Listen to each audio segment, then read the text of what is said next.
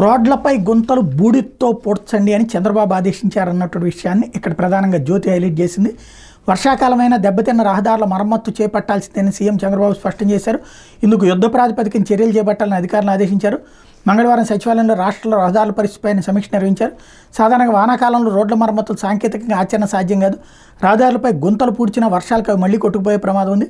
దీంతో గుంతలు పూడ్చే కార్యక్రమం వర్షాకాలం రాకముందే చేపట్టాలి. అయితే జగన్ సర్కార్ గత 5 ఏళ్లుగా రహదారుల నిర్వహణ గాలికి వదిలేసింది.